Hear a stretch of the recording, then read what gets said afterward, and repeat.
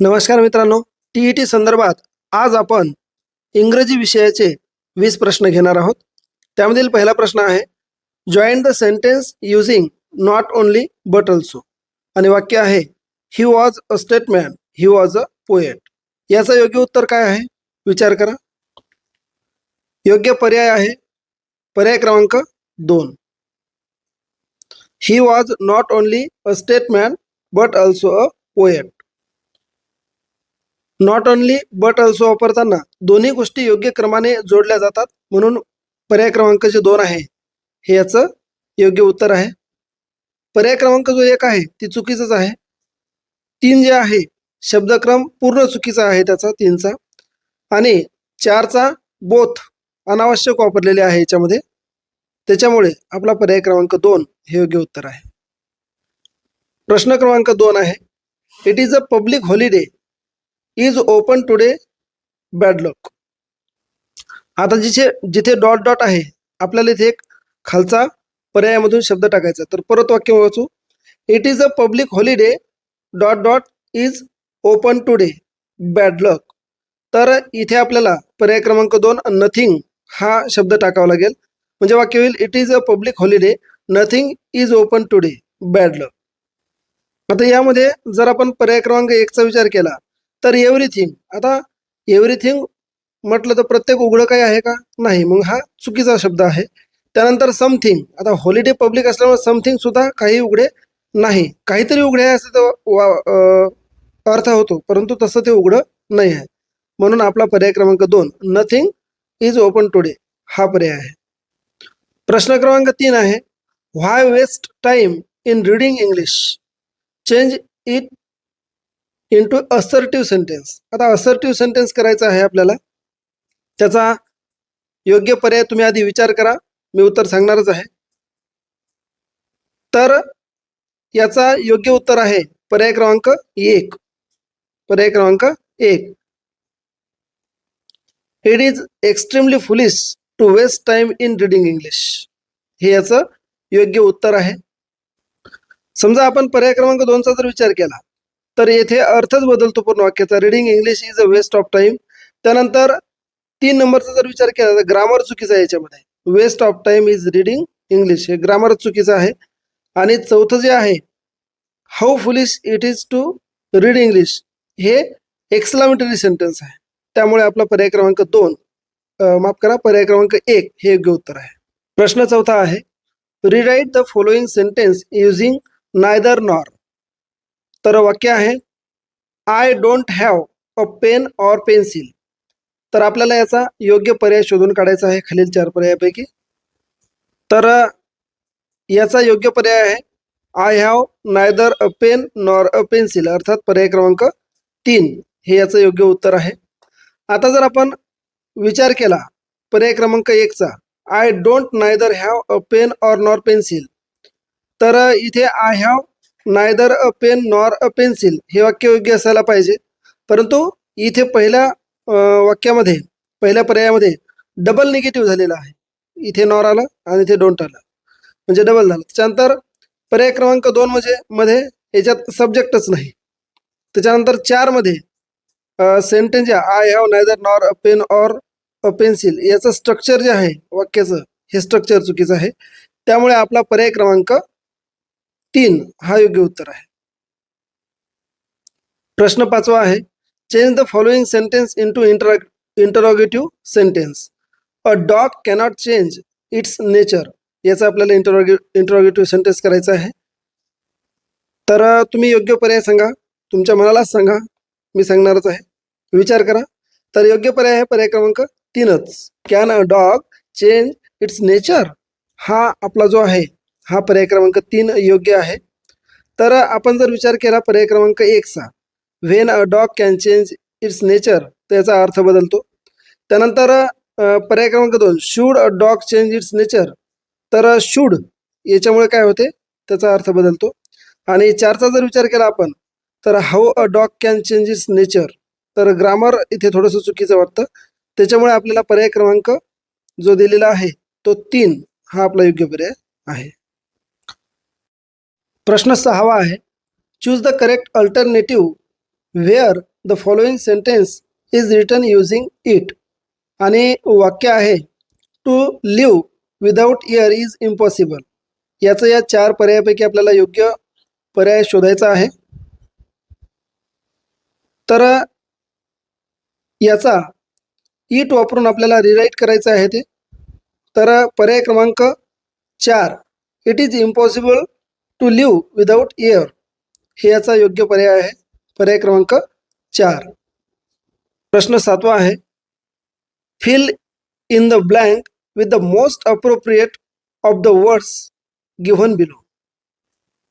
तर वाक्य दिलेलं आहे, everybody congratulated him on his blank space achievement.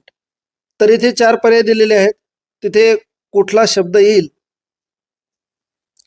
तर याचं योग्य उत्तर आहे मोमेंटस. मग वाक्य होईल everybody congratulated him on his momentous achievement. इतर जर वाक्याचा म्हणजे शब्दाचा विचार केला तर हे म्हणजे शब्द चुकीचे आहेत या वाक्यासाठी. प्रश्न क्रमांक 8 आहे, pick out the correct question tag for the following. आणि वाक्य आहे, you will call me as soon as you reach home blank space. तर येथे योग्य पर्याय आहे पर्याय क्रमांक 2, ओंट यू. तर वाक्य होईल you will call me as soon as you reach home ओंट you. आता इथे इतर पर्यायाचा आपण जर विचार केला तर पर्याय क्रमांक 1 आहे विल यू. तर पॉझिटिव्ह टॅग आहे, त्यामुळे हे चुकीचं होऊ आहे. त्यानंतर म्हणजे पर्याय क्रमांक 3 आहे डोंट यू. म्हणजे इथं प्रेझेंट टेन्स वापरला आहे, पण वाक्य फ्युचर टेन्समध्ये आहे, त्यामुळे हे सुद्धा चुकीचं आहे. आणि डू यू पर्याय क्रमांक 4 हेही चुकीचा टेन्स आहे, त्यामुळे आपण पर्याय क्रमांक 2 सोबत जाणार आहोत. प्रश्न क्रमांक 9 आहे, which of the following sentence has been written in future continuous tense. सोपा प्रश्न आहे, खाली पर्याय दिलेले आहेत, कुठला पर्याय योग्य पर्याय असू शकते याचा विचार करा. तर याचा योग्य पर्याय आहे पर्याय क्रमांक 3, he will be living the place. अर्थात पहिला जर आपण पर्याय पाहिला तर इथे फ्युचर परफेक्ट टेन्स दिसतो आपल्याला. त्याच्यानंतर दुसरा जर पर्याय पाहिला तर फ्युचर परफेक्ट कंटिन्युअस टेन्स दिसते तिथे, त्याच्यामुळे हा पण पर्याय नाही आपला. त्यानंतर 4 नंबरचा पर्याय जर आपण पाहिला सिंपल फ्युचर मिनिंग इथे आहे, म्हणजेच कंटिन्युअस नाही, त्यामुळे जो आपला पर्याय क्रमांक 3 हा योग्य पर्याय आहे. प्रश्न 10वा आहे, which one of the following sentences in grammatically correct. आता 4 सेंटेन्सेस दिलेले आहेत, तर ग्रॅमॅटिकली करेक्ट सेंटेन्स आपल्याला निवडायचा आहे. पर्याय क्रमांक 1 काय दिलेला आहे, those books are of I. चुकीचंच आहे. पर्याय क्रमांक 3 दिलेला आहे, दोज बुक आर माय. हे पण चुकीचं दिसते. 4 नंबर दिलेला आहे, दोज बुक आर इज. हे पण चुकीचं दिसत आहे. परंतु 2 नंबरचं जे आहे हा पर्याय आहे, दोज बुक्स आर माइन. तर पर्याय क्रमांक 2 हे करेक्ट आहे. प्रश्न 11वा आहे, choose the reported speech alternative. Hema said how clever I am. तर इथे आपल्याला रिपोर्टेड स्पीच अल्टरनेटिव्ह, तर पर्याय क्रमांक 1चा जर आपण विचार केला तर हे आपल्याला डायरेक्ट स्पीच सारखं दिसते. Hema said I am very clever, त्याच्यामुळे हे नसू शकते, नाहीच आहे ते. पर्याय क्रमांक 2 मध्ये सेड वापरलेले आहे, म्हणजेच एक्सक्लेमेशन दाखवले नाही, त्याच्यामुळे इथे हा सुद्धा पर्याय 2 होणार नाही. पर्याय क्रमांक 3 मध्ये काय दिसत आहे, Hema exclaim that she was very clever, म्हणजेच हा पर्याय बरोबर आहे. आणि 4चा विचार जर आपण केला तर इथं Hema said that she is clever, tense बदल चुकीचा आहे, त्यामुळे पर्याय क्रमांक 3. प्रश्न 12वा दिलेला आहे, I need interpreters in my surgery who blank space speak Punjabi Urdu and Gujarati. Pick out the correct alternative to make the sentence meaningful. आता इथे आपल्याला एक शब्द टाकायचा आहे ज्याने हे जे वाक्य आहे हे मिनिंगफुल होईल. तर येथे आपल्याला कुठला शब्द टाकायचा आहे विचार करा. बरेचदा आपण व्हिडिओ पॉज करून सुद्धा विचार करू शकता, त्याला वेळ देऊ शकता. तर मी थेट उत्तर सांगणार आहे. इथे पर्याय क्रमांक 4 can speak Punjabi Urdu and Gujarati असं इथे होईल. मग वाक्य होईल I need interpreters in my surgery who can speak Punjabi Urdu and Gujarati. आता इथे मे जे आहे शक्यता दाखवते, मस्ट जे आहे हे बंधन दाखवते, त्याच्यानंतर मस्ट शूट जे आहे इथे सल्ला दाखवते. म्हणून आपल्याला कॅन म्हणजे शक्यता पेक्षा फिक्स इथे आपल्याला can speak Punjabi Urdu and Gujarati हा एक इथे आपल्याला पर्याय क्रमांक 4 योग्य पर्याय आहे. प्रश्न 13वा आहे lead is heavier than any other metal choose the alternative with the positive degree. Positive degree आपल्याला चूज करायची आहे, म्हणजेच choose the alternative with positive degree. याचं योग्य उत्तर आहे पर्याय क्रमांक 1च. No other metal is a heavy as lead असं याचं योग्य पर्याय आहे. दुसऱ्या पर्यायाचा विचार जर केला तर इथे आपल्याला ग्रामर चुकीचं दिसते. त्याच्यानंतर तिसरं जे आहे lead is light metal than other याचा पूर्णच काय होते अर्थ बदलून जातो. आणि 4चं नोनचं नाहीच आहे, कारण आपल्याकडे पर्याय क्रमांक 1 बरोबर आहे. प्रश्न 14वा आहे choose the right adjective and fill in the blank. Could you lend me blank space money. तर येथे सम येते, कारण जेव्हा आपण रिक्वेस्ट करतो तेव्हा रिक्वेस्टमध्ये सम येते.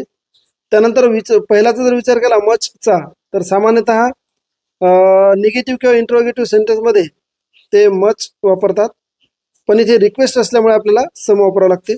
दुसऱ्याचा जर विचार केला ॲनीचा तर ॲनी साध्या प्रश्नासाठी जास्त वापरतात आणि लिटिल म्हणजे खूप कमी. त्याच्यामुळे आपला योग्य पर्याय आहे पर्याय क्रमांक 3. प्रश्न 15वा choose the correct option where in the following sentence is written using too. तर व्हिडिओ थांबवून तुम्ही विचार करू शकता, परंतु मी थेट पर्याय सांगणार आहे. पर्याय क्रमांक 2 आहे याचं उत्तर. It is too cold for us to go out. आता पहिल्या पर्यायाचा विचार जर आपण केला तर इथे अर्थ बदलतो. तुम्ही जर विचार केला तर अर्थ बदलतो. आणि पर्याय क्रमांक 3 जे आहे इथे ग्रामर चुकीचं आहे आणि 4 मध्ये इथे अर्थच पूर्ण उलटा होतो. तुम्ही विचार करून पहा. त्यामुळे आपला पर्याय क्रमांक जे आहे हा 2 योग्य पर्याय आहे. प्रश्न 16वा आहे I know the owner who is Millionaire identify the underline clause. तर इथे आपल्याला अंडरलाईन जे आहे नोला आहे, नोला. तर याचा क्लॉज ओळखायचा आहे आपल्याला. विचार करा. याचं योग्य उत्तर आहे पर्याय क्रमांक 2 रिलेटिव्ह क्लॉज आहे. कारण पहिलं जे नाऊन क्लॉज तर नाऊन क्लॉज हे नाऊनचेच काम करते. त्यानंतर खालचे जे आहे खालचं मॅनरला कसे जेव्हा असेल तेव्हा मॅनर वापरला. आणि प्लेस म्हणजे कुठे असा अर्थ असल्यामुळे रिलेटिव्ह क्लॉज हाच आहे.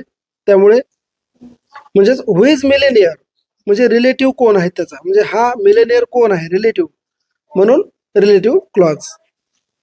प्रश्न 17वा आहे play with fire give meaning of phrase. तर येथे आपल्याला योग्य पर्याय आहे पर्याय क्रमांक किती असेल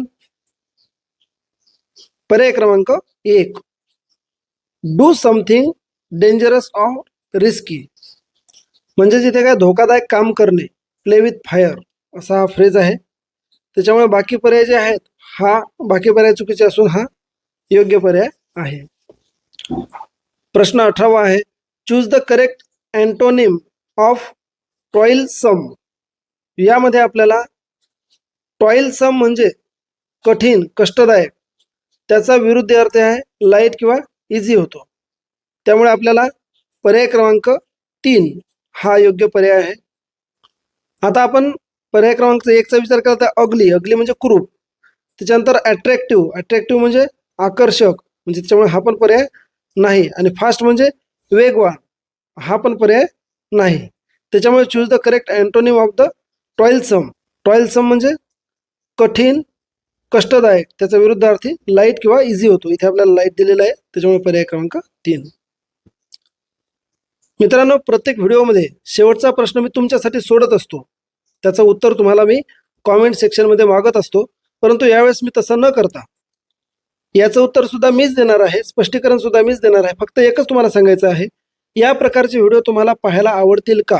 येस असा जर तुमचा रिप्लाय जास्त लोकांचा आला तर मी या प्रकारचे इंग्लिशचे अजून व्हिडिओ बनवणार आहे. त्यामुळे कॉमेंट सेक्शनमध्ये येस असं टाईप करा.